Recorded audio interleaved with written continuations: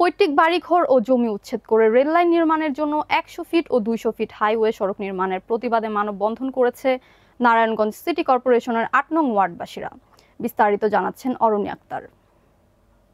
জমি বাঁচাও বাড়ি বাঁচাও, আমরা মেট্রো রেল চাই না, এই স্লোগানে বাপদাদার পৈতৃক বাড়িঘর ও জমি উচ্ছেদ করে রেললাইন নির্মাণের জন্য ১০০ ফিট ও ২০০ ফিট হাইওয়ে সড়ক নির্মাণের প্রতিবাদে নারায়ণগঞ্জ সিটি কর্পোরেশন ৮ নং ওয়ার্ডবাসীর মানববন্ধন। উক্ত মানববন্ধনে উপস্থিত ছিলেন নাসিক ৮ নং ওয়ার্ড বিএনপি সভাপতি DH বাবুল, নাসিক ৮ নং ওয়ার্ড বিএনপি সাধারণ সম্পাদক জাহাঙ্গীর হোসেন স্বাধীন, নারায়ণগঞ্জ মহানগর যুবদলের সিনিয়র যুগ্ম আহ্বায়ক সাগর প্রধান, আব্দুল আল মুজিব, গাজী সেলিম, কালাম আইলাত সহ আরো ৮ নং ওয়ার্ডবাসী। সালে জানতে পারলাম যে আবারও একটি এই বাড়িঘর জমি জমা উচ্ছেদ করার জন্য একই অত্যন্ত দুঃখজনক হলেও সত্য, একই গ্রামের উপর দিয়ে একটা ২০০ ফুটের রাস্তা যাবে, একটি ১০০ ফুটের ট্রেনের রাস্তা যাবে। আমরা এটার প্রতিবাদ জানাই এবং আমরা এই রেললাইন বা এই বিশ্বটা চাই না। তারই কারণে আজকের এই প্রতিবাদ সভা।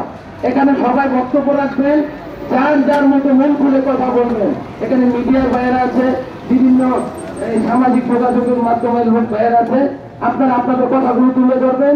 এগুলো পরবর্তীতে আমরা ফাইল করে বিভিন্ন মিডিয়াতে, পত্রিকাতে এবং প্রয়োজনে আজকের সভাপতির মাধ্যমে আমরা সরকারি দপ্তরে এই আমাদের আপত্তিগুলো আমরা পৌঁছে দেবো। এ পর্যায়ে যে বক্তব্য রাখবেন তার কাছে মাইক চলে যাবে। মসজিদের সম্মানিত সভাপতি সেক্রেটারি সহযোগীবৃন্দ এবং রিয়াজুল জান্নাহ জামে মসজিদের মোতাল্লি সাহেব সহ প্রিয় ভাইরা, আপনারা সবাই অবগত আছেন যে আজকে আমাদের এই সৈয়দপাড়া মহল্লা শান্তিনগর এবং ভুলাবাগের দিয়ে ২০০ ফিট এবং ৩০০ ফিট, ৩০০ ফিট এবং ১০০ ফিট রাস্তা যাবে, রেলের রাস্তা যাবে এবং রাস্তা যাবে।